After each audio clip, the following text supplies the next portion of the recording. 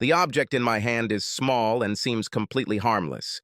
It is less than 12 centimeters long, slightly more than 5 centimeters wide, and about 6 millimeters thick. It is made of plastic and has a glass surface. Inside it, there is a set of microchips to perform the functions assigned to it. A seemingly innocent item, and yet the greatest threat to privacy the world has ever known.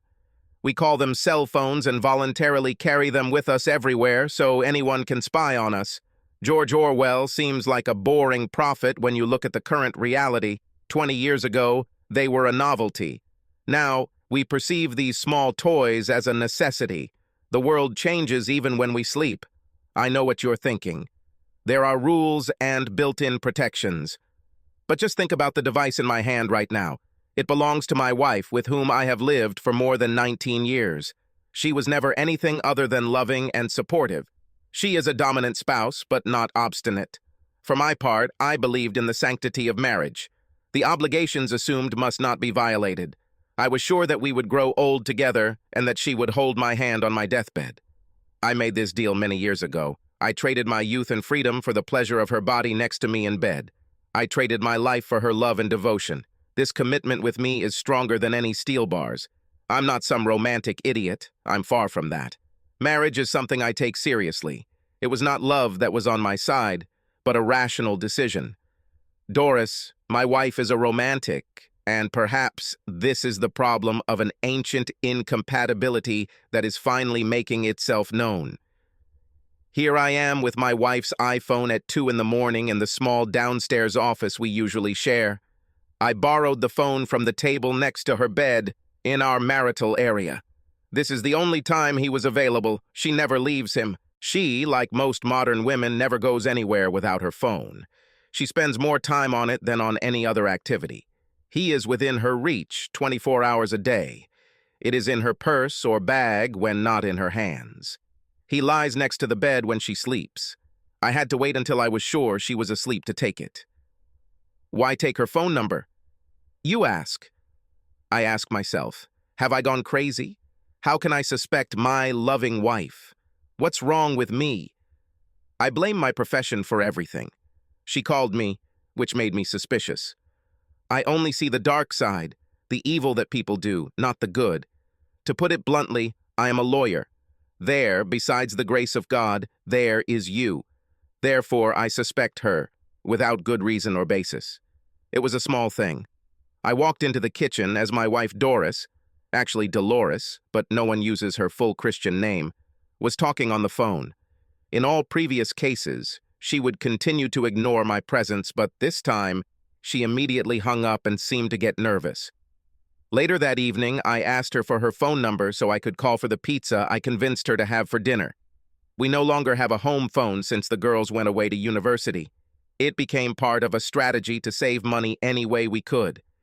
She's usually against takeout because she's very conscious of her weight, but today she quickly gave in and gave up her phone easily. Why not? She cleared her phone log and text messages. No doubt, being a layman, she thought it was a good idea, but it wasn't. In fact, it screamed cheating. I suspect because clearing the log is an attempt to hide, so what is it hiding? That's what I need to find out.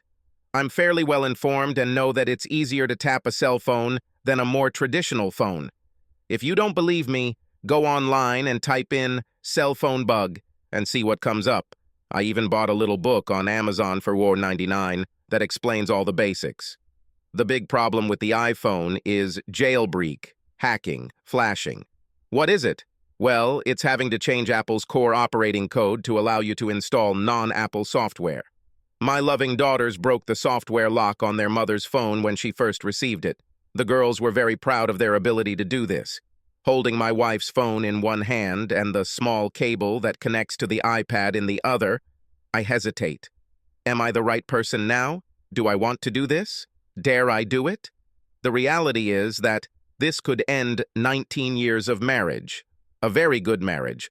Why am I looking for a way out? We are a happy couple. There is nothing I could ask of her that she wouldn't do for me. On the other hand, she rarely asks for anything in return. I entered into our marriage reluctantly, but I never regretted it. I'm David P. Landon, Jr. I was at a frat party. Now forget everything you know about fraternities. The Brothers of Sigma Chi are a fraternity that doesn't fit the mold. They were the biggest fraternity on campus because all you needed to join was a good heart. That's right, the brothers did not respect money or position. It was all about brotherhood and doing the right thing. Jocks mixed with nerds, academic stars with guys constantly on probation.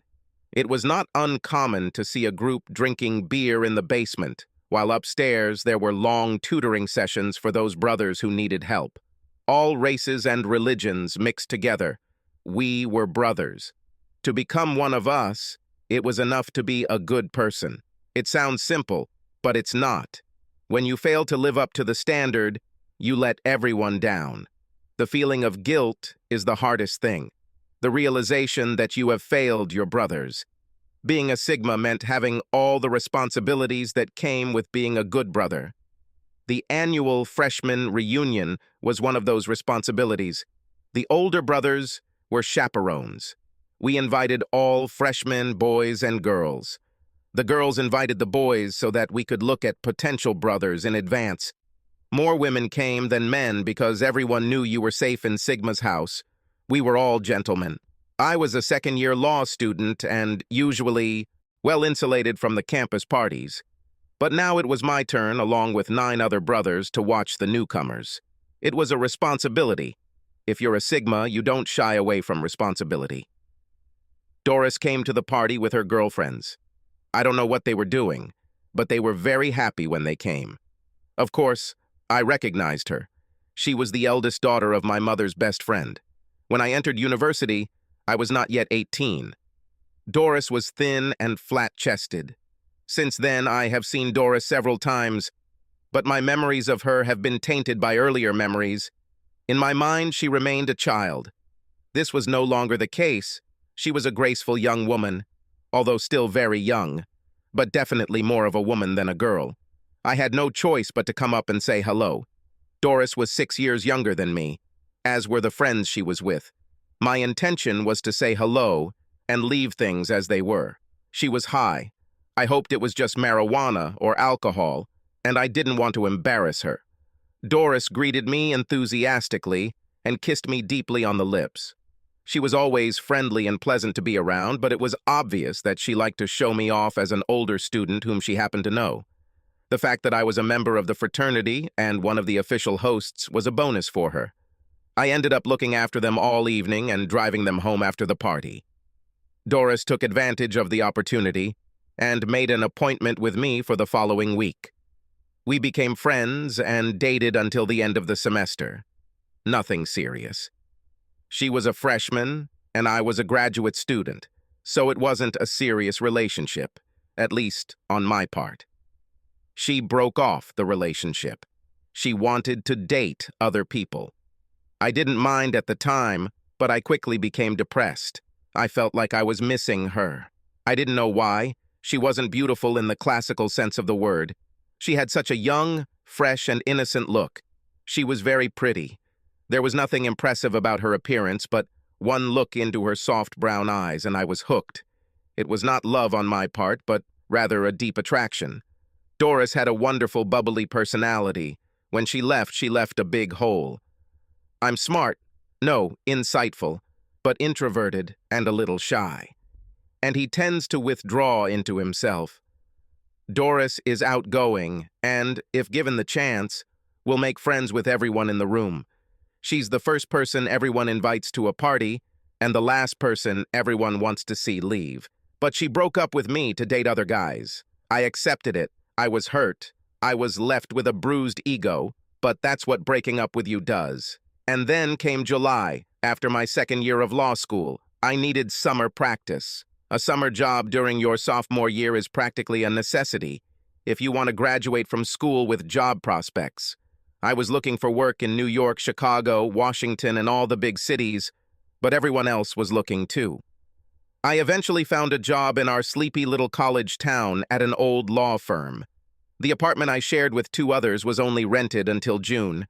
I needed to find accommodation for the summer. Luckily, the university had opened a dorm for summer school students, and they needed an assistant, a responsible, older student who could act as a surrogate parent. The rent was free in exchange for me coming as needed. This suited me, and it meant that the meager salary of a legal clerk could be put to better use. Doris went to summer school and lived in the dorm that I supervised. I did my best to avoid her until one day I walked up the stairs and she was a whole flight ahead of me. When I reached my floor, Doris was coming down from the other side. Quite strange, I thought, but she came to block my way up. "I want to talk," she said. "About what?" I asked, trying to walk past her. "About us and what stupidity I did." As it turned out, she regretted the breakup and was completely remorseful. She asked for a second chance. I wasn't sure, but I saw no reason not to start dating and keep my emotions in reserve. This time Doris did not joke, but pressed me. Her birthday is August 15th. She turned 18 that summer, and when I asked her what she wanted for her birthday, she said, "I want you to make love to me. I'm a Varian, and I want you to be my first." I was shocked. I wasn't ready to move on, and I told her so. She did not take no for an answer, and as has become the rule over the many years of our life together, what Doris wants is what she gets. The day after she turned 18 was Saturday. Doris volunteered at a women's shelter run by the local Now chapter. Early Saturday morning, Doris went to help at the shelter. I had no idea what she was doing there, and the location of the shelter was kept secret. She didn't have a car, so I had to pick her up from the student union on campus around 4 o'clock in the afternoon. It was a short walk from the hostel where we stayed for a few more days. The new fall semester was supposed to start in 10 days, but we still had a few days left in our current dorm rooms. Union is a large coffee shop cafeteria in the center of campus. At 4 o'clock on a Saturday afternoon, the place was not crowded, but it was never empty. When Doris showed up, she was wearing jeans and a Now t-shirt, but she had an overnight bag with her. Obviously, we were going to spend the night together, but why carry a bag when we lived in the same building, at least temporarily? When Doris and I met at the Union, she gave me a deep, passionate kiss. She announced to the world, or at least to the students on campus, that we were going to have sex. She was making a statement. But what was this statement, and why were we telling the world what we were doing? We walked into my dorm room.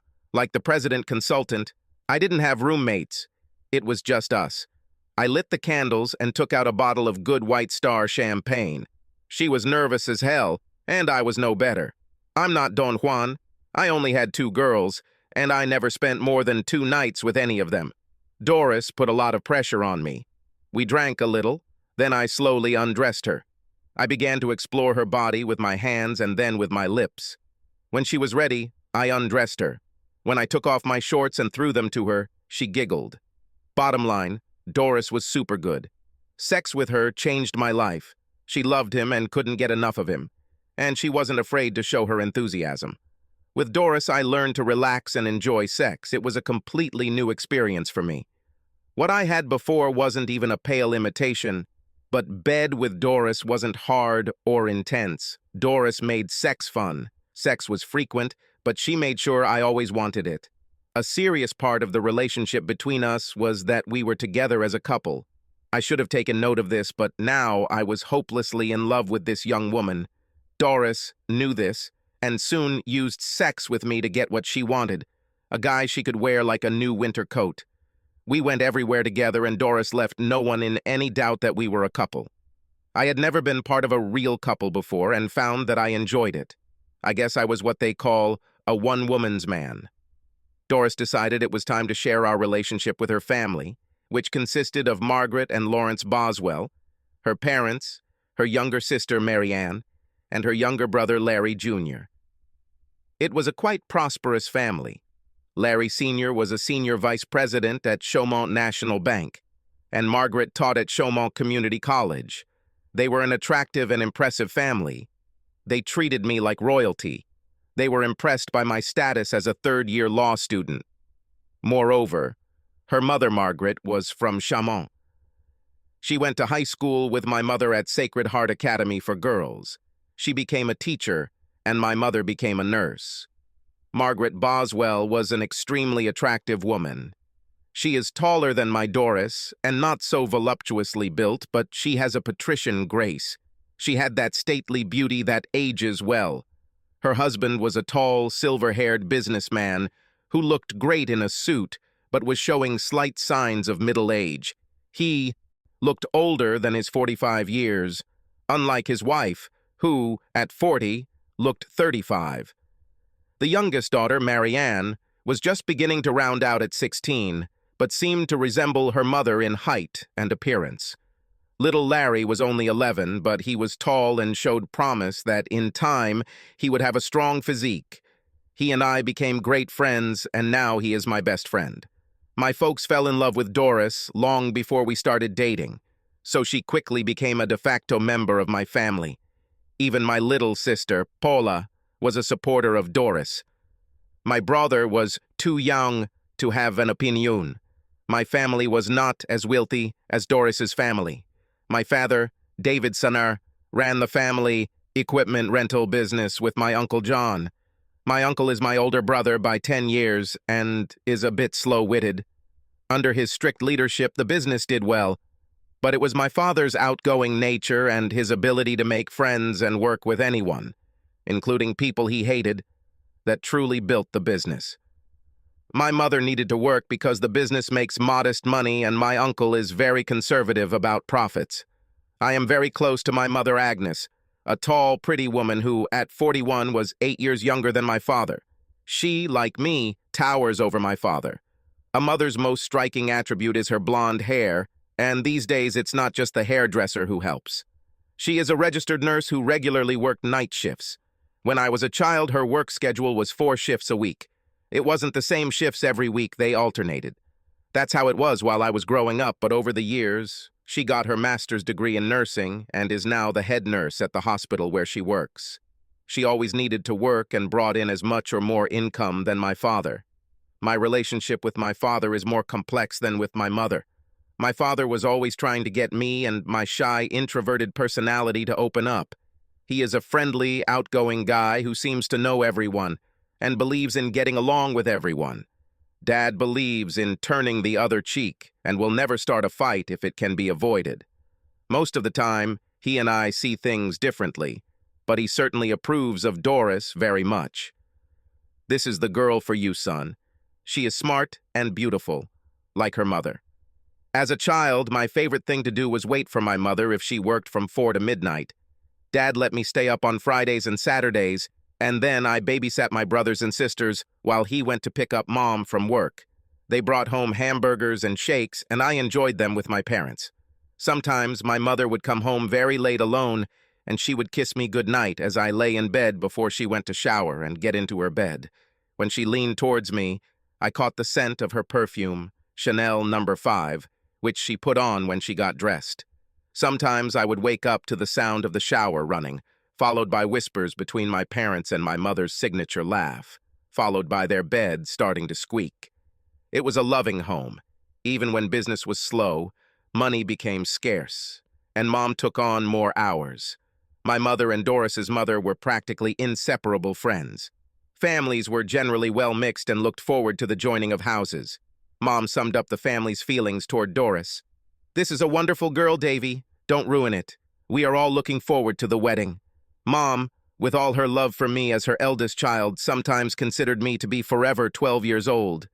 For my part, I think I can be quite stubborn and immature at times. When it came to Doris, perhaps some of that came through. I liked the whole story with the girl, but it was on this level, free and easy, that I wanted to leave it. Doris had other ideas about this. She moved in with me in September. I tried to finish my 3rd and final year of law school without much trouble, but she insisted that we move in together. This strained our finances, as I tried not to be too much of a burden to my parents. Doris simply dropped a few hints to her mother, who increased her allowance. But this seemed to give reason to expect that our relationship would become serious. By the beginning of May, everything had gone beyond expectations and turned into, "What are you waiting for?" Doris made it clear that I had taken her virginity and that I was in her debt. It's strange because it was her idea to make such a demand, but I could understand it from her point of view. I had to graduate from law school. I would be 25, single, and the proud owner of a ticket to a professional career. I was a very desirable catch for many single women living in the real world outside of the university. On the other hand, she was just finishing her sophomore year, having accumulated enough credits to skip a semester, but still had more than a year left before graduating. Moreover, she was an English literature major and needed a master's degree to teach in a high school. From her point of view, I was leaving her behind with all that she had done for me. This whole situation should have been a warning of sorts. Doris looked at things from the perspective of what's good for Doris is good for us. The worst thing is that she was right, no matter how selfish it may seem. We had a good time together. What she wanted was almost always better than my goals. With her, I was, in some strange, incomprehensible way, complete as a person.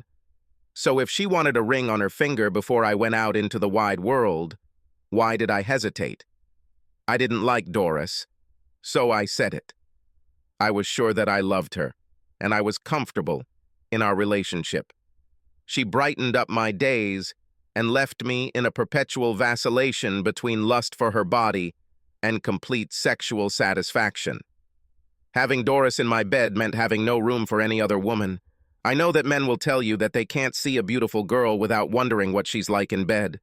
With Doris, I couldn't even fantasize about another woman.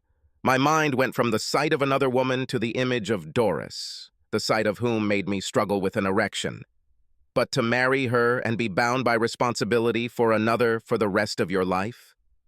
I tried every excuse possible to leave Doris and avoid marriage. My main excuse was that she was too young, only 18 years old, while I turned 25 in July. It was an excellent reason, although not entirely real, but my mother, like no one else, rejected it. Doris is very mature for her age, while you are the complete opposite.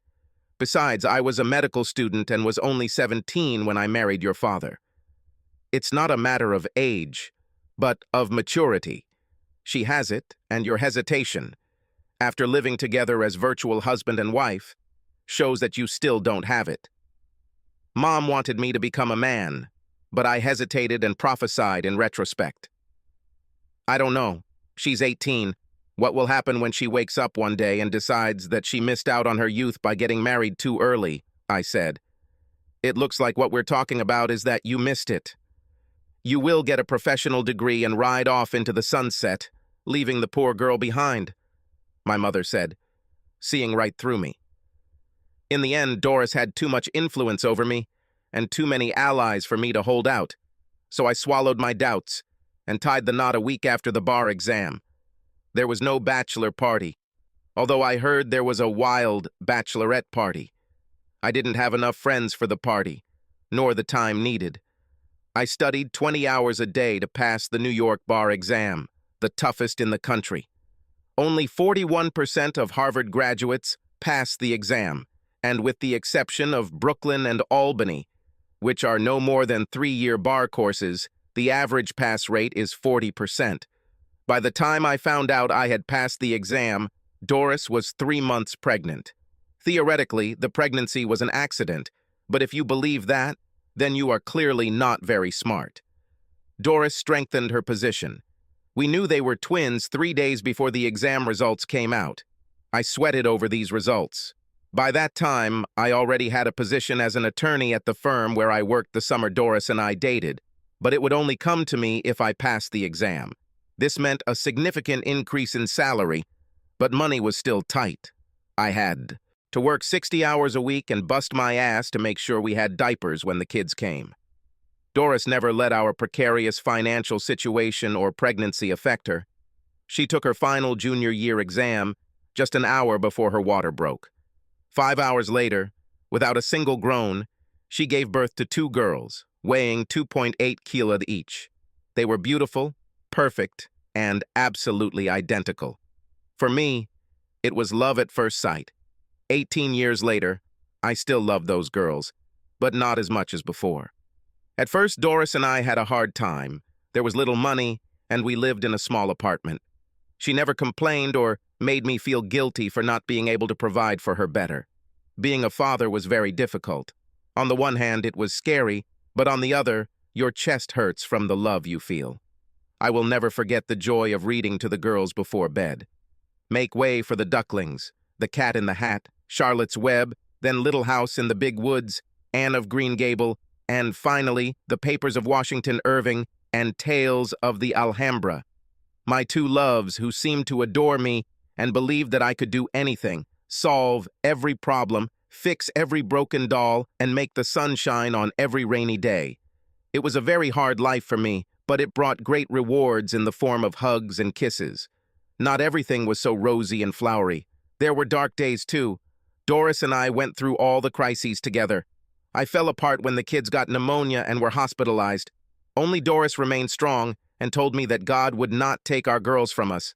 David, look at me. They will feel better. Believe in this and that no matter what happens. I will always love and support you. In those early years, Doris was the rock on which our marriage was built. She was the pillar that supported me. I couldn't have done it without her. She was eternally grateful to me, and I wanted to provide for her and our girls. I needed to succeed for them more than for myself. I am a rather lazy and unambitious person. Marriage to Doris, her love, and our children changed all that. I was determined to achieve success for my family, and to achieve this goal, I made some compromises. Those first years were difficult.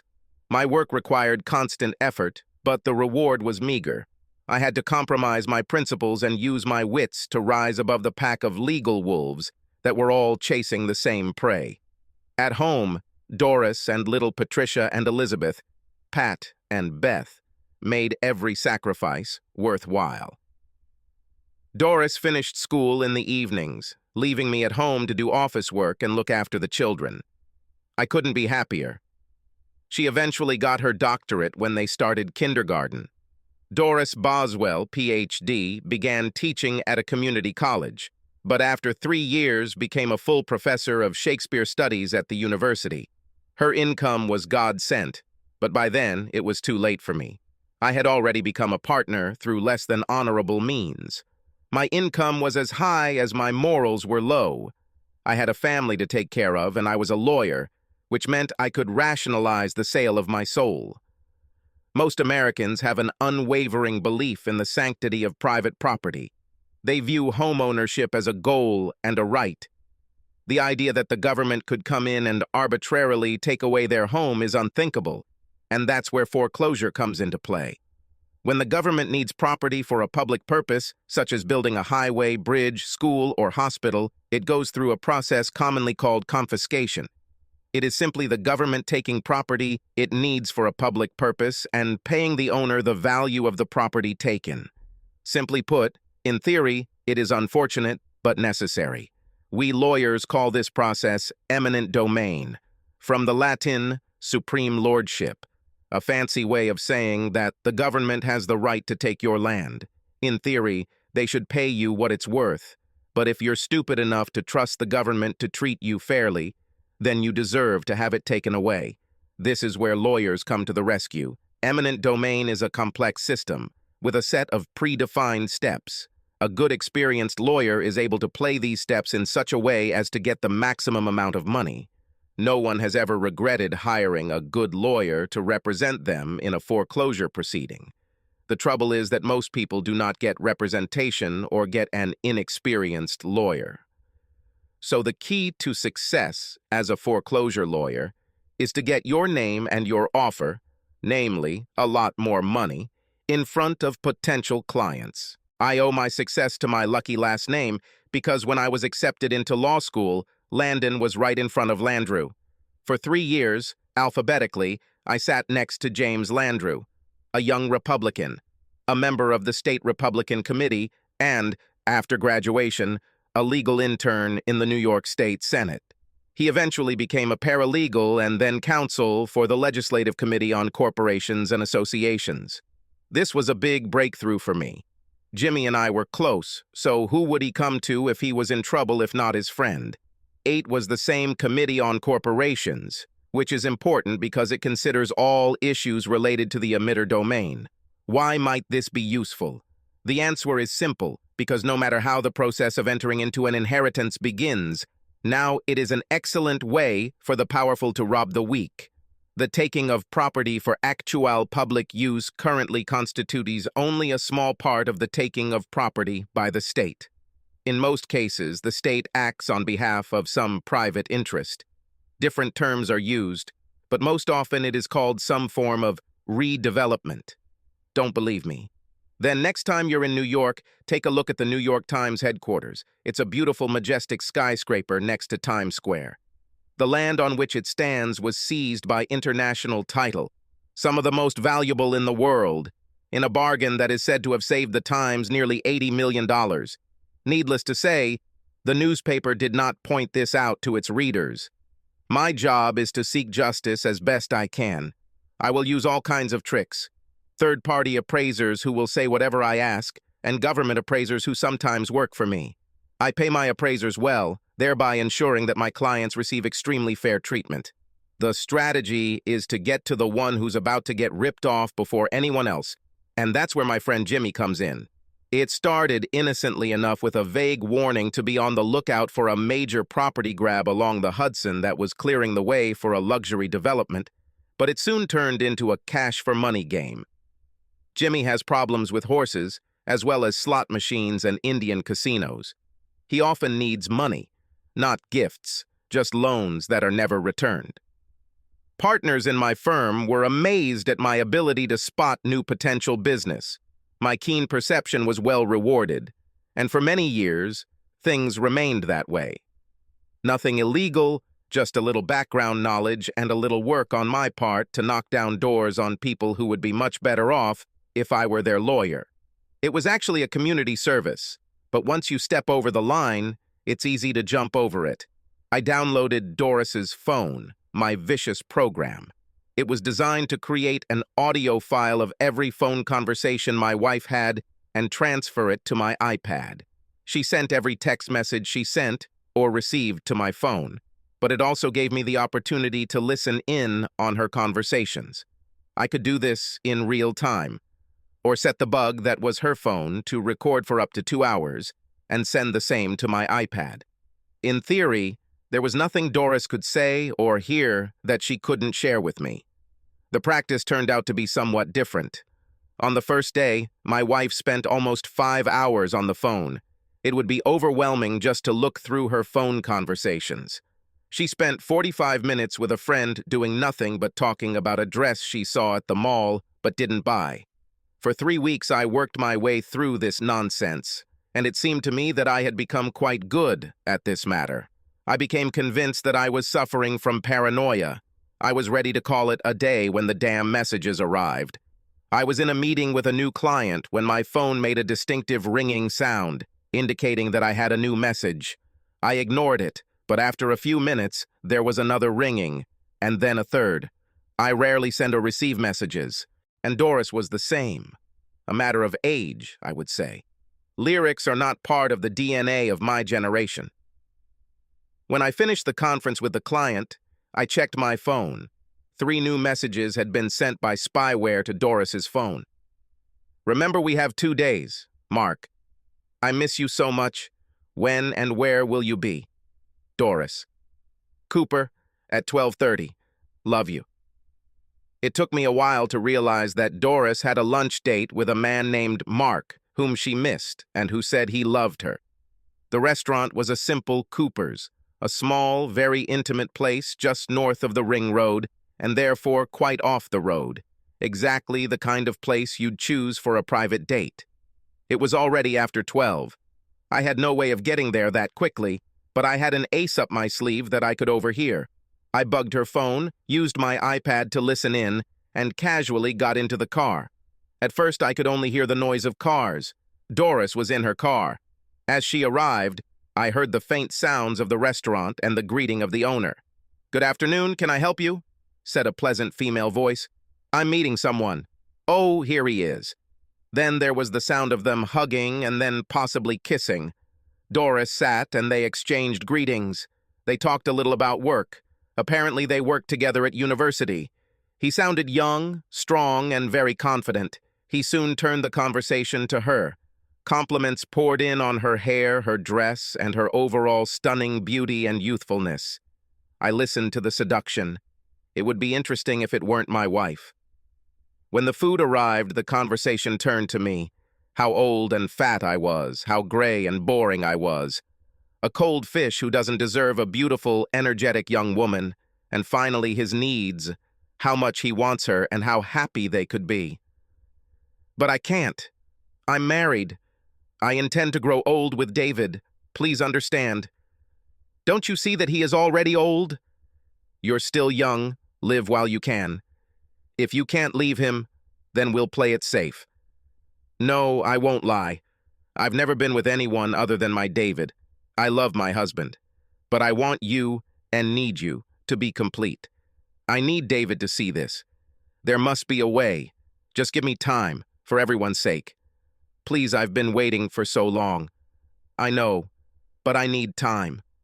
Okay, but please, not for very long. The topic returned to the mundane when I arrived at Cooper's parking lot. I took a spot far back in the parking lot, out of sight of what I recognized as my wife's car, but with a view of the door.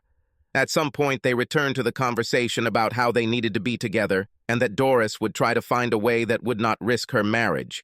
Because in the end, I still love Dave. We've been together for so long, it's my responsibility to try to hold it all together.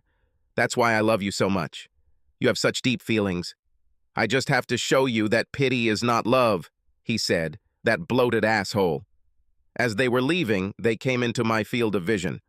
Doris, I noticed, was dressed to kill, and I would swear she didn't leave the house dressed like that morning.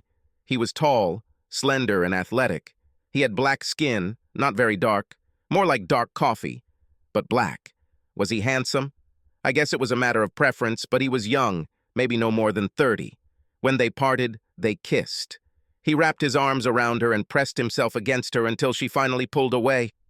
I wasn't as jealous as I might have imagined. I wanted to kill him, of course, beat him half to death. But for this, I would need some means. Let's say a baseball bat and a little surprise. It's not fair, but then there's nothing fair about seducing someone else's wife. I was not deceived. He just wanted to get into her pants, nothing more. All this love nonsense was just that. He was a smooth manipulator. He used her until he got tired of her and moved on. Somehow I suspected that this would not be a surprise to Doris. She is a smart woman. My wife was playing a dangerous game, not with her lover, but with me. Could she believe that I would tolerate this? Our marriage with Doris can be called typically American. Maybe 5% of American men are masters of their domains. They rule over their houses. The remaining 95% are forced to be content with what they have. In my case, I got a lot straightened out. I've never won an argument with Doris. Even when I thought I had won the round and she looked remorseful and apologetic, the reality was that, in the end, she got her way. She knew this from the beginning, of course, but I had to learn it. In the bedroom, like most men, I got what my wife wanted to give me. Sex was on her terms. These conditions were what one would expect from a good wife. And mother. Doris loved sex, but that didn't stop her from setting limits over the years. We did it the way Doris wanted, which was the right way. However, this is an unfair point of view. I never lacked sex. I couldn't say I wanted it and didn't get it. It was a bit of a relief when she started to slow down. Doris knows how to perceive her desires as our needs. She achieves her goal through repression. She wears you down. However, she is a great wife and the best mother. Throughout our marriage, she was either studying or working full-time, but she cooked, cleaned, and kept house. I participated, but Doris was the lioness. She controlled everything, and if she manipulated me, it was only because, in her opinion, it was necessary. I resented her machinations only on those rare occasions when I noticed how much she enjoyed controlling me.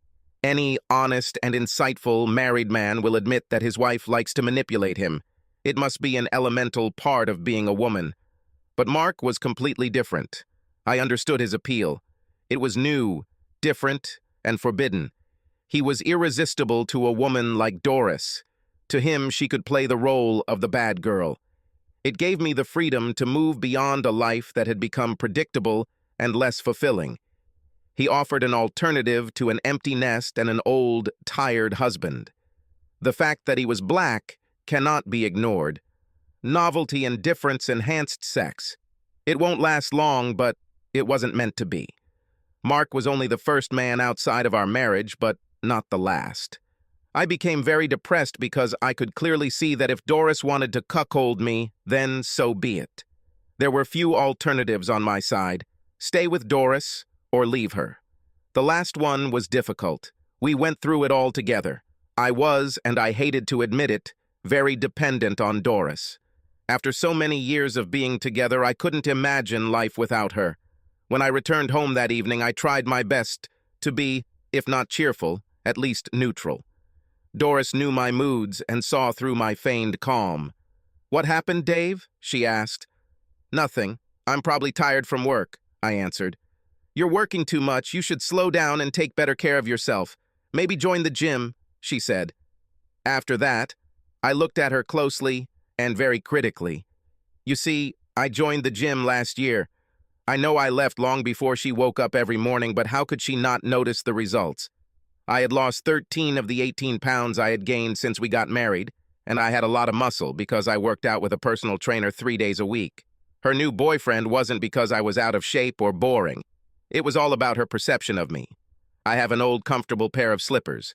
The new sexy ones are what she wants to try on, but mostly she will wear the old ones, even though she no longer appreciates them. I didn't take her indecisiveness to heart, because Doris needed to work on herself. In the end, she bought the dress she had been eyeing and talking about. She was a woman who took a long time to make a decision. She was still debating with herself whether she should try on her new man. The next day, another surprise awaited me. The phone bug detected a conversation that I almost missed. In fact, I only listened because I was curious to see if my wife would even hint anything to her mother. "Hi, Mom. I wanted to check with you about Thanksgiving. Will you bring some bourbon-baked sweet potatoes and broccoli salad?" "Of course, dear. But tell me, how was lunch with Mark?" "Oh, Mom, he's just great. But he wants to go further, and I can't." "Why not?" "I have no idea why you didn't correct your husband years ago. Now you've lost your edge. The children have grown up. You can't use them as leverage." "Mom, I would never do that. I may be a bad wife, but I can't be a bad mother." "Nonsense. You are a great wife." "Did David ever complain?" "I will answer that no. You keep a perfect home, cook great, raise 2 wonderful young women, and keep your man satisfied in the bedroom. I won't even mention the fact that you contribute more financially to the household than your husband." "Yes, but now I'm thinking about infidelity." "No, that's not true. This is cheating only if the man does not give consent. David needs to be made aware that women are physically different from men. Our libido increases with age, but theirs decreases. We need and crave variety in the bedroom, while they only want sex. We can satisfy many men, while our men are limited by their stamina. The fact that you have another man will not affect Dave in any way. He's a great person, and he can prove it by giving you some space. Make sure he knows that he will come first and will be treated very well." "I don't know. David is a little boy in some ways. Do you really think he will share? And if he doesn't share, what will he do then? I don't want to risk losing him. Look, your dad isn't exactly a big thinker, but I've been dating other men for almost 3 decades. He didn't leave me and he doesn't complain. It took him a while to adjust, but once he did, we were more than fine. You should know this." "Yes, but David is not dead. I don't see him accepting that. I will have an additional lover." "Okay, let me talk to Agnes. After all, she dealt with his father and she knows her son like no one else. Remember, she forced him to marry you at the very beginning." "Let's see what she thinks," my mother-in-law said. And then with a few more incoherent words, she ended the conversation that had unsettled me. What did she mean by my mother and father? I had a terrible feeling that I knew. In fact, I always suspected, but I didn't allow myself to believe it. Listening to Doris's phone was a mistake. The audition made me feel inadequate. It was about finding out what people thought of you, and it wasn't much. I spent the next few days waiting for developments to happen, but there were none. And then she got a call from my daughter, Beth. "Hey, Mom, Pat and I will be home late Tuesday night on vacation, but we need to be back on Saturday." We have hot dates with two guys from the football team for the Sunday after their game. Oh, okay. I'll let your dad know.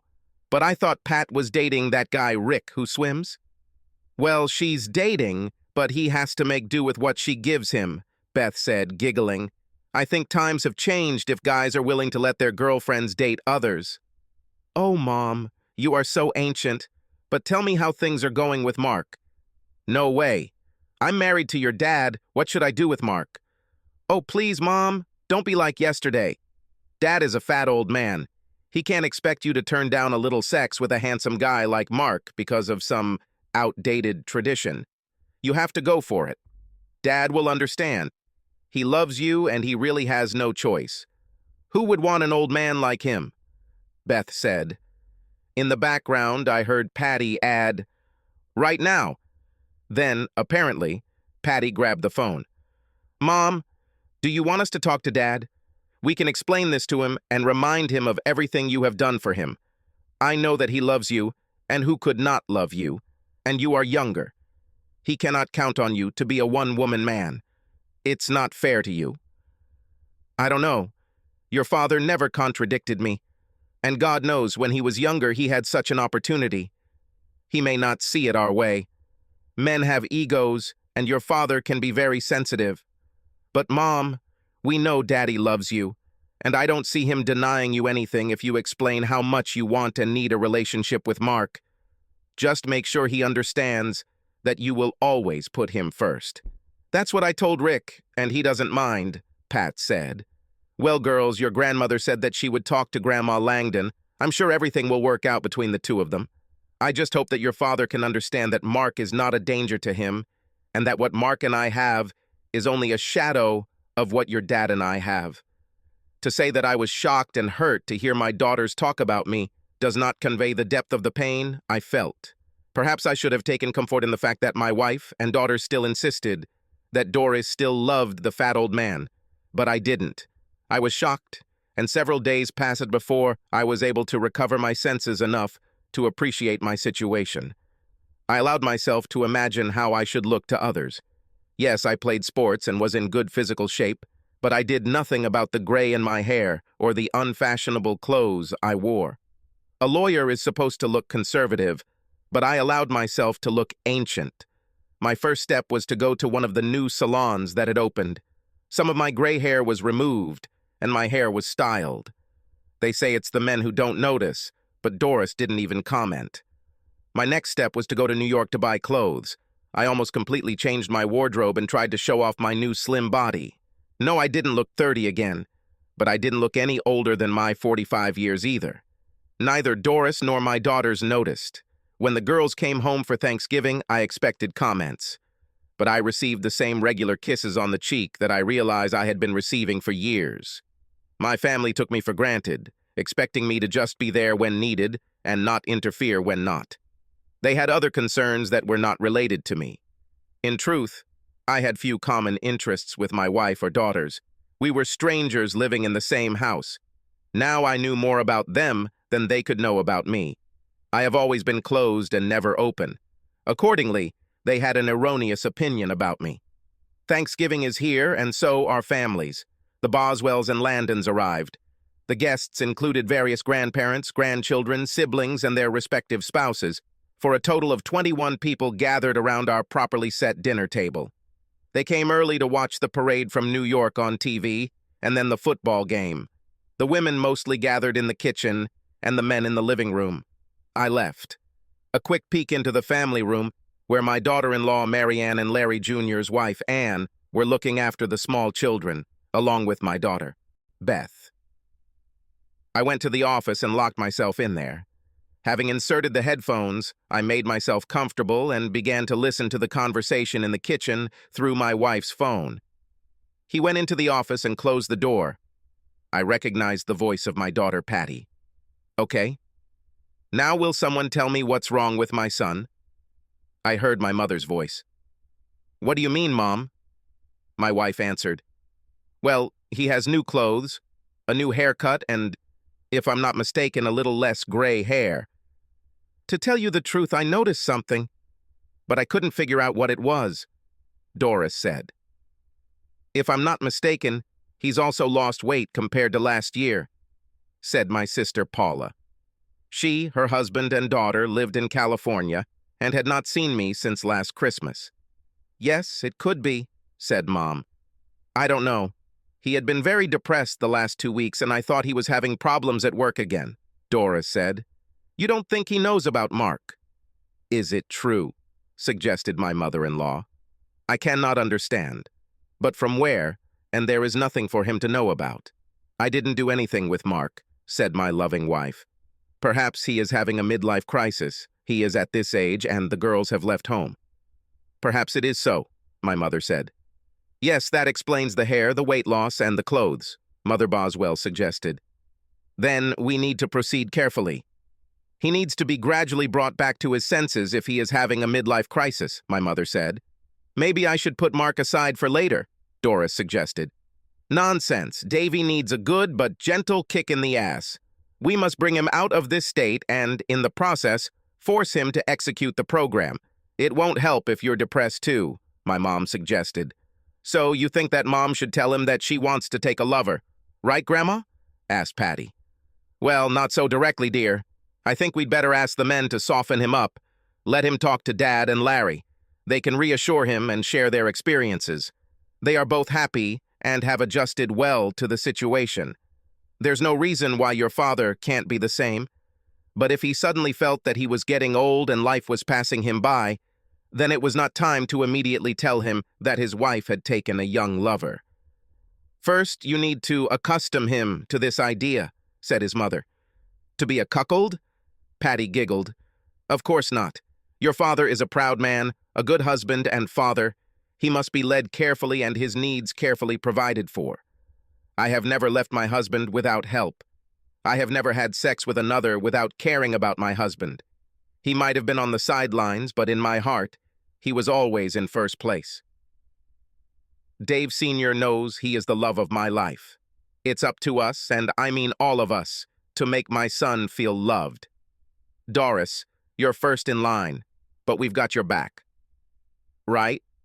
Mom asked, with general agreement. In this spirit, the women continued to dissect me and plan how I should be raised. How and when Larry and my dad had to introduce me to the facts of family life with a hot wife. They didn't use that term. In their opinion, they satisfied Doris's natural instincts and legitimate needs. This way, the marriage would be strong and both parties would be satisfied. After all, Doris married young and made many sacrifices.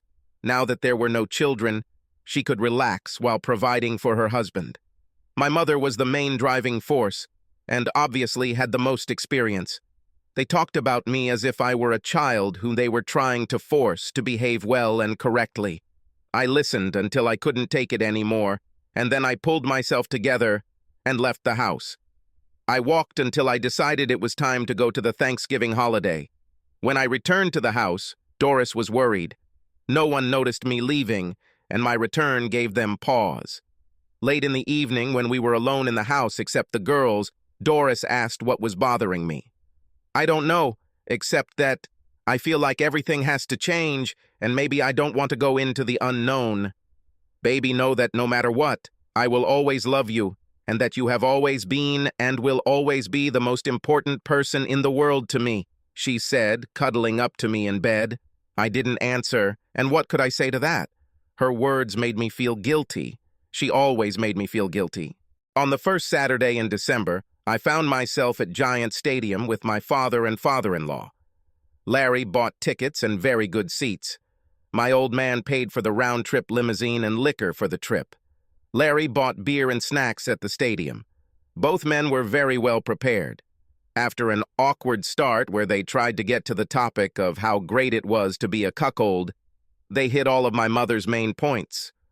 The main arguments boiled down to the fact that women of a certain age needed a young lover and the opportunity to explore their sexuality. If you love your wife, you give her the opportunity to explore herself and benefit greatly from it. I remained silent, not saying a word, until that enviable extended time warp that is the last 2 minutes of every professional football game. I remember again how much I loved playing football in my youth, and how and why I hate watching it. Of course, I don't know everything, but I do know that if I ever catch Doris with another man, it will be the end of the marriage, without any ifs and buts. I said this so that these would be my last words on this topic. My seniors spent the last 2 minutes of the game, which lasted about 20 minutes, unsuccessfully, trying to talk me out of my position. I simply repeated that any infidelity to Doris would result in me leaving. Who needs a slut for a wife? Because that's the kind of woman she'll be, I said, and both elders called me immature and bigoted before heading to the men's room. They were gone for a long time, and the stadium was mostly empty before they returned to me, and we headed home in a silent limousine. Later in the evening, I discovered that this was not just a line for the men's room. They called home. Both my mother and mother-in-law called Doris before we returned home to discuss the situation. Further steps needed to be taken. Less than a week later, Larry and Dad dragged me back to a gentleman's club, where there were only naked dancers and barmaids. Larry and Dad alternated between offering me overpriced drinks and lap dances. I limited myself to soft drinks, and my lap was free of extraneous pleasures. Words of wisdom from my hedonistically inclined elders were about the benefits of a mature and open marriage. I can't imagine myself trading my wife's loyalty for a lap dance, I said, before leaving. I caught a taxi and went about my business. Afterwards, nothing was said about my abandonment of these two old fools. As we got closer to Christmas, I heard the conversations became more intense. Mark courted my wife and got me a date during the school holidays. It was perfect for lovers. They were free all day, and I theoretically worked. In fact, if anyone had looked closely at me, they would have suspected that something was wrong. Perhaps it's time for confession. You see, I'm what some people call shady or quirky. For many years, I carefully crossed the line until, succumbing to temptation, I left the line far behind. It started with keyhole lots, which is an area that only has a small portion of the road. It can be difficult to build on such a site because access to the main plot of land is limited. We create this situation in this part of the country because of our archaic zoning laws. Rural land may be sold in 5-acre parcels with no subdivision requirements. Many farmers are starting to sell off 5-acre plots along the roads to raise money. When the main farm is put up for sale, only a small portion of the road may remain. This way you get large areas with so-called keyhole access. Just off the New York State Thruway, there were 10 keyhole lots, all landscaped, with mobile homes or manufactured homes with 2 bedrooms.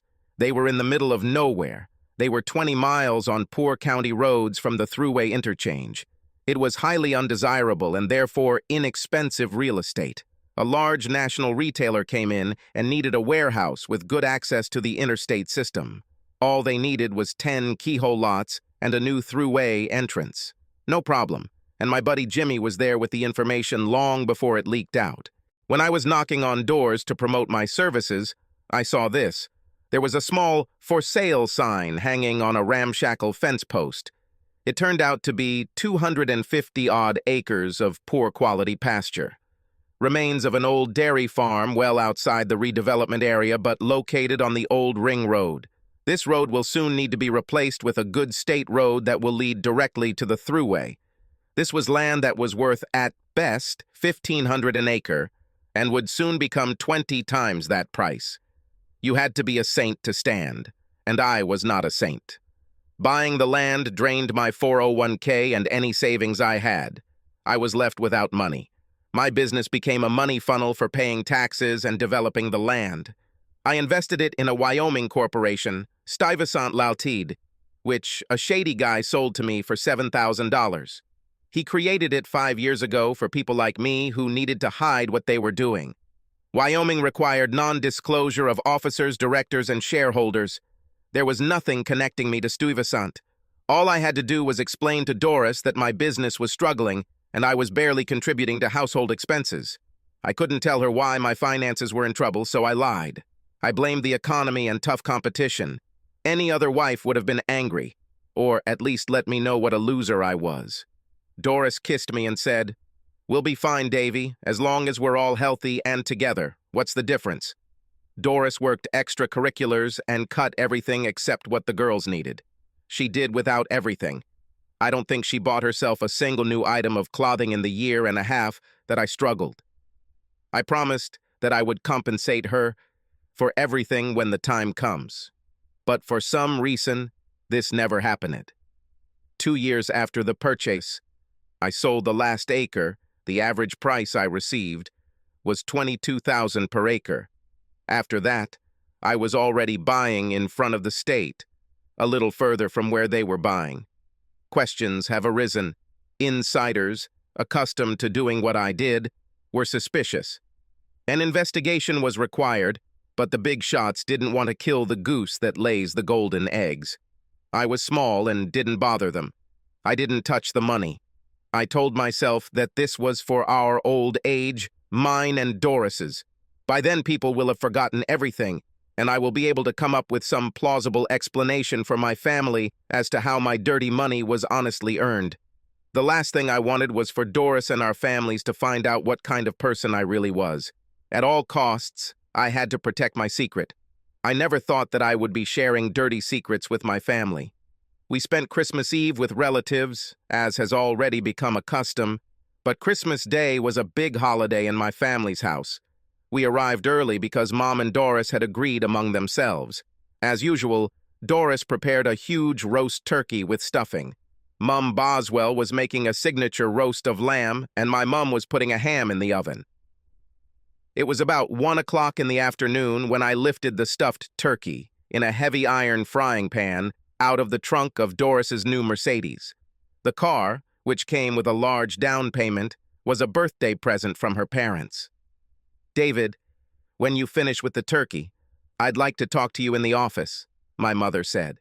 It wasn't a request, but there was no hostility in her tone. To say the least, it sounded sympathetic. The study was in a small room at the front of the house, somewhat isolated.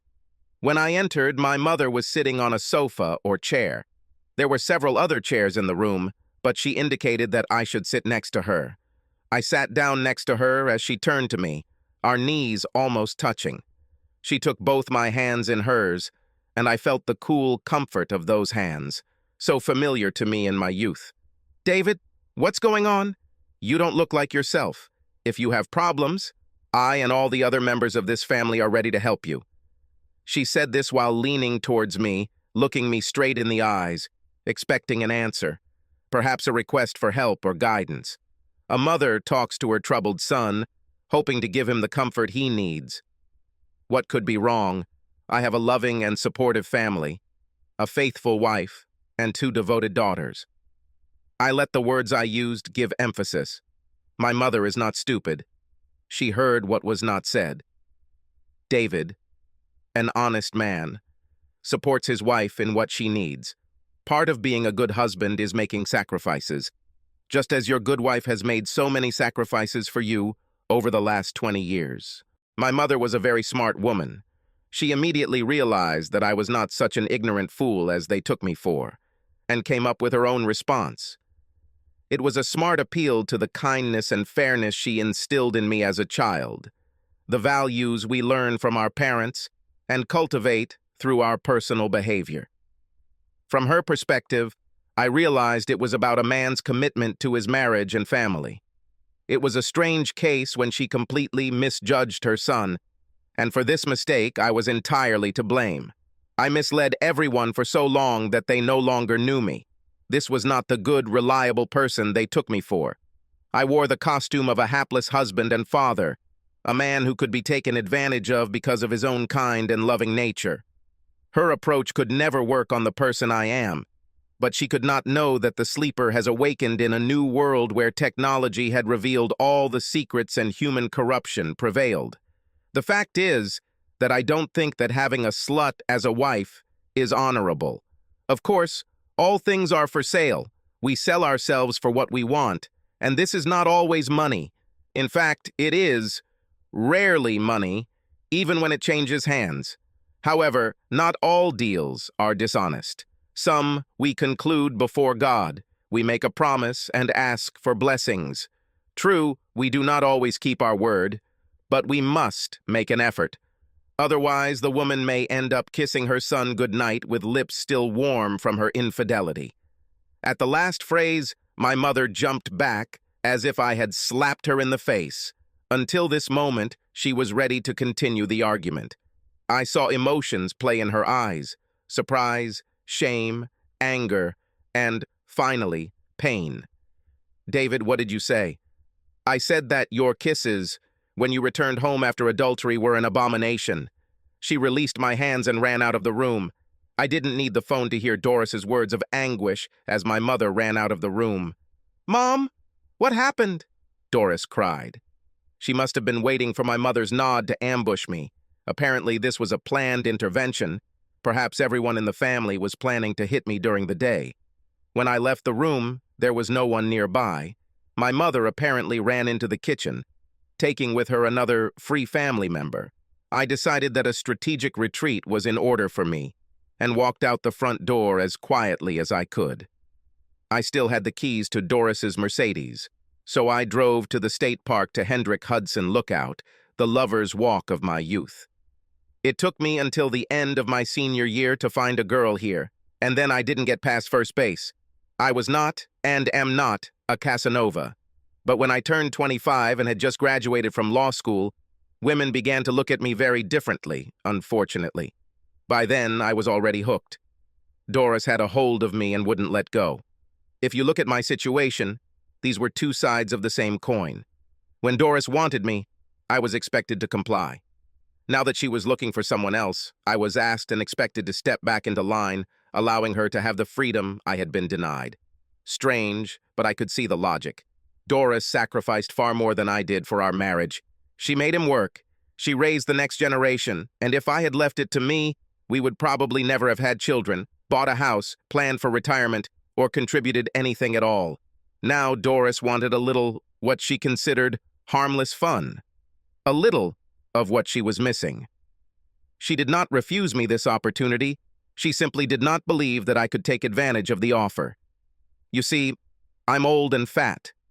My mom's good intentions today were to make me see my limitations, but reassure me that they all still love me and will make this as easy as possible for me. They were kind, as they thought, but I behaved like an egoist. In a way, I knew all along that it would come to this. I'm not blind or stupid, but Mom and Doris are right in many ways. I'm still a child. Unfortunately, I didn't stay as a child. I'm spoiled. I saw the game being played and got down in the mud to play, lying to myself that I was doing it for the sake of others or that it was necessary. This is wrong. I cheated because I wanted to win, more for the sake of winning than for the money. Losing to Doris would be a loss, and I've been losing to Doris for 20 years. When I parked in the parking lot, I took out my iPad and opened the spyware. "He's nowhere in the house, and Mommy's car is gone," I heard my daughter Beth say. "If I'm lucky, he won't come back," I heard Anne, my brother-in-law Larry's wife, comment. I always knew Anne didn't like me, but now she had a reason. Anne is a real hottie. She wasn't what you'd call a beauty, but she exuded sexiness and had what was called a bedroom voice and the flirtatious mannerisms that went with it. I understood why Larry Jr., who is not the sharpest tool in the shed, married her, but it was a stupid move. This woman was essentially broadcasting her infidelities. Larry ignores his wife's not-so-subtle gossip and rather egregious behavior. My brother-in-law worked as a vice president at his family's bank. It was obvious nepotism, but quite acceptable in that industry. His fat salary and social position ensured that no matter how hard Anne played, she always returned home for a comfortable lifestyle. Anne and Larry had a 5-year-old son who had the same blonde hair and blue eyes as his supposed father. As a couple, they always seemed to get along. Now, as I listened, my mother hatched a plan. "My son is more than stubborn. He practically called me a traitor to my face," my mother told her listeners. "I don't believe it," said my mother-in-law. "Dave is too good a person for that. It's hard for me to believe this, but I heard what I heard. He seems to somehow know everything. The old people must have been careless in their words, and he took everything out of context, explained dear old mother. What should we do? I don't want to lose my husband, said Doris. We have to be smarter. If he doesn't want to go voluntarily, we have to use some trick, my mother said. I don't know. We shouldn't underestimate my brother. He was always cunning. Not the smartest, but the most cunning. Remember what he did to Uncle Jack during the poker game? He can be very cunning, I heard my sister say. She was referring to the time when, as a teenager, I discovered that my uncle cheated quite often at our bi-weekly poker games. Everyone knew about it, but did nothing because we were playing for pennies. Still, I didn't feel good about being tricked, so I figured out how he stacked the deck when he shuffled and cheated him back. For several weeks, he lost constantly, but could not expose me without exposing himself. The games ended abruptly, and my uncle stopped talking to me. My sister remembered this because she asked me what Uncle John's problem was, and I laughed when I told her. Yes, but he has a weakness that we can exploit, my mother said. She then laid out her scheme. The weakness she was talking about was my inability to tolerate alcohol. I don't drink, but I'm a happy drunk until I fall asleep. Give me enough alcohol and I'll pass out. Mom's plan was simple. Get me drunk at a family party on New Year's Eve. While they are refilling my drinks, Anne will be approaching me. When I'm happy with my drink, she'll start making explicit suggestions that I'll definitely remember when I'm sober. When I was so drunk that I didn't understand what was happening and therefore didn't remember, they would take me upstairs to the bedroom and undress me.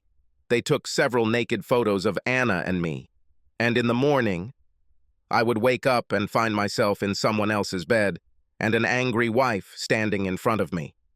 When I am presented with evidence of my infidelity, I will hardly be able to object to my wife's proposal to open our marriage to others. Of course, opening our marriage would mean that Doris would have the right to play while I stayed at home. The stumbling block was Anne's reluctance to have sex with what she called the fat old man. The general consensus was that I had no sex appeal. Anne was the best choice. Since Larry was a good friend of mine, the guilt factor would have been magnified. And in the end, she didn't have to do anything other than get some photos to help with the scheme. So they chose my brother Samuel's wife, Elaine. She was a timid little thing who was afraid of her shadow. She was brought into the plan because of her desire to fit in. She was also the perfect witness, being the newest member of the family, married to my brother for only 2 years, and currently pregnant. From the front seat of my wife's expensive car, I looked out over the northern Catskills where Washington Irving staged Rip Van Winkle. It's a strange sight in the winter fog breaking through the dark mountains. To the east, the Hudson River shines silver. It's a good place for an Irving folk tale, but not a place to listen to your marriage die. But then, Doris spoke. We have to give Dave another chance. More time, she said. What about Mark? Will he wait? Asked her mother. Mark is very worried. We're both off work this week, and it's the perfect time to, as he puts it, rent a room. However, I need my David. He is my first and true love. I'm going to talk to him. He has never denied me anything, and I can't imagine him completely denying me this. He and I must come to an understanding, she said. Listen, my plan will work. He is harsh, but your husband deserves it with his attitude. I suggest you talk a little more, but be careful not to keep your lover waiting because of my stupid son, my mother said. I'll give Dave one more try to get him to step forward, Doris said, ending the conversation. I had no choice but to go back and sit at Christmas dinner with my family.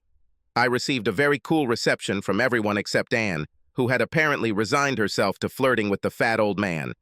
Doris grabbed me and pulled me out the door to her Mercedes. What about Christmas dinner? I asked. We won't go back there.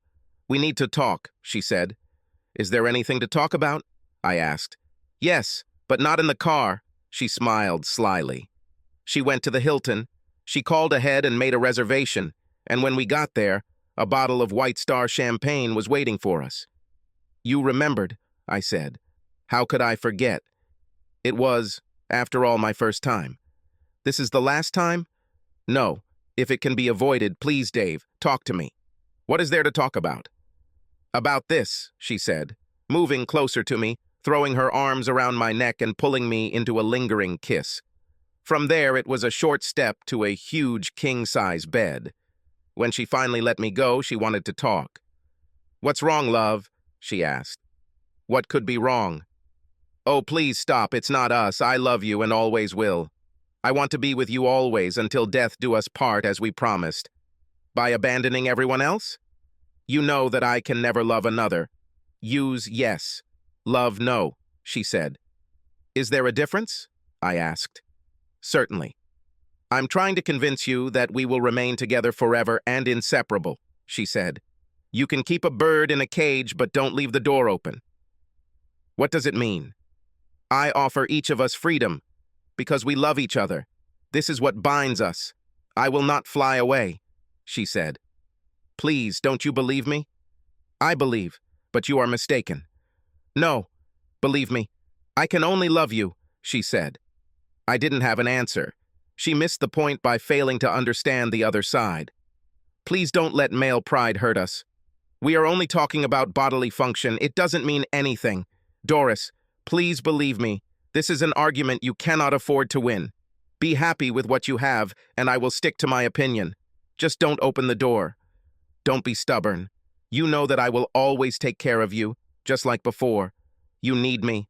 Don't be stupid," she said. I hugged her, realizing that we might not have a future.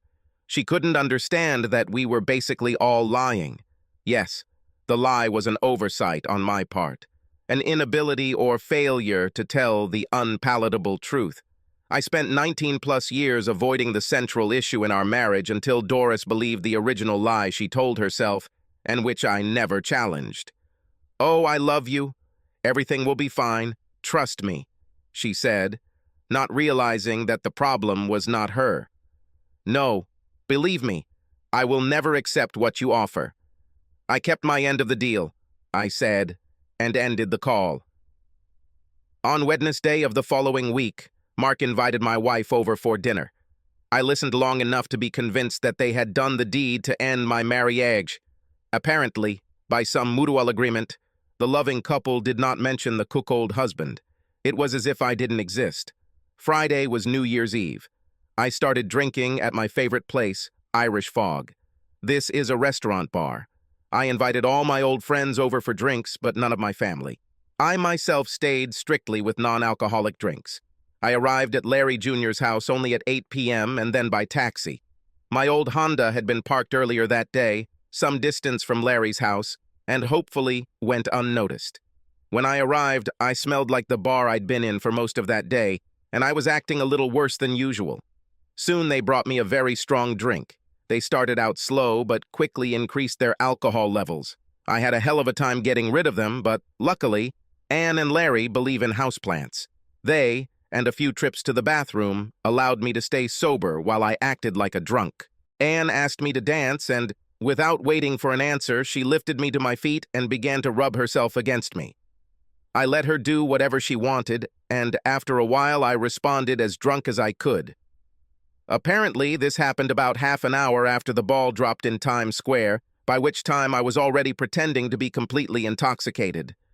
This must have been convincing because Anne and Elaine took my hands and began helping me up the stairs.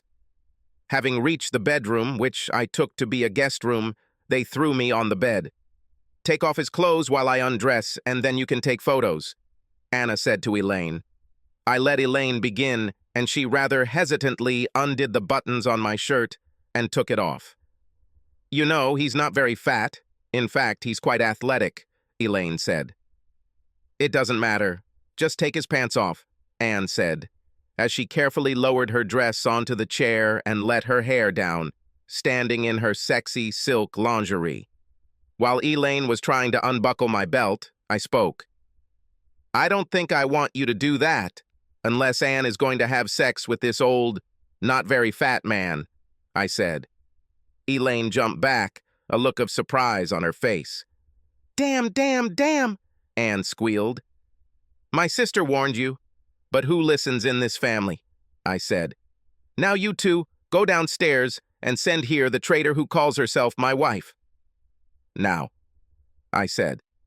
With these words, they ran out of the room, Anne stopping only to grab her dress. It seemed like a long time passed while I sat and listened to the commotion below. There were a few raised voices, but I didn't even try to eavesdrop. The eavesdropping part of this little drama was over. Eventually, Doris appeared at the bedroom door. "You wanted to see me?" she asked. "Yes. Come in and sit down," I said in as soft and friendly a voice as possible under the circumstances. Doris sat up and the tears began to flow. The flow of water ended when her nose began to run. She felt so sorry that she had made a terrible mistake by listening to others. "What do you regret, Doris, about wanting another man or about being in his bed last Wednesday in his apartment?" She screamed, and for the first time I saw fear. "No, it's probably just that my mother's scheme didn't work. And now you're caught?" "Please, David, I love you. It doesn't mean anything. You have to believe it." "I know you love me and will forgive me," she said. Perhaps she was a little deceived by how calm I was. "No, Doris, I don't." "Oh, please, David, forgive me and let us forget about this." "Oh, I forgive you, Doris. There's really nothing to forgive except a little deception. The problem is the rest. You see, I don't love you, I never have, and I probably never will." "That's not what you mean, David. It's your anger talking." I couldn't help but laugh. "Do I seem angry? Let me assure you that this is not the case. I have spent the last 19+ years in this marriage. It wasn't all that bad. It was a gilded cage of sorts, but now the door is open, and I walk through it with gratitude to you for finally setting me free." "David, please, that's not what you meant. I will not let you divorce me over such a small thing, after so many years of love and devotion that I have given you. Do what you want. I'm leaving. I succeeded. You kept me on a leash because of guilt, and now I don't have it. You wanted an open marriage, and I am giving you the most open marriage possible, namely, marriage without the burden of a husband." With these words, I stood up and began to leave. "What will you tell our daughters?" she asked, starting to get angry. "Farewell is all I will say to these traitors. I would like to believe that they are not mine, but considering what they are and what my mother is like, I have no doubt. So, goodbye is all I have for them, and nothing more." Then I stopped and thought that this was not true. My girls are the little ones that I will always have. They are locked in my heart. They never grew there. "They're still wondering if the ducklings will cross the road," I said. With these words, I left my crying wife and went down the stairs. Of course, my mother, supported by my father, tried to stop my departure. "Where are you going?" Mom demanded. "That's a good question, to which I don't have an answer, but I guess to places I haven't visited for 20 years, I said. "So you're just going to run away because life didn't go according to your plan," she said. "No, I'm leaving to find life, the one I was missing." "Oh, please, David, be reasonable. Everything you have is here. Everyone who loves you is here. Everything we ever did was for you. Don't let stupid male pride ruin your life. You have no life without us. How will you live? Who will take care of you? If you leave, there may be no turning back, son. Think about what this means. Doris has been good to you. We all know how addicted you are," my father said.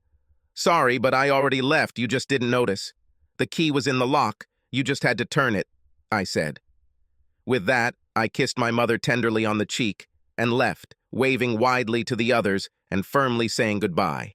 I left my wife, daughters, brothers and sisters, and parents. I was free. There was one, but in fact inside I was always alone. But I would not be lonely for long. The older, but not fat, man had the greatest aphrodisiac in the world. Money in the millions. Physical attractiveness. I would cash out and go to the most remote places I could find. I traded one old woman for as many young women as I could bear. I was released from prison after 20 years in prison, and a new, different world awaited me. Subscribe to our channel so that your second chaff doesn't cheat on you, and go ahead and listen to the next story, because this story is nothing compared to the next one. If you're under 18, don't even think about listening to the next one.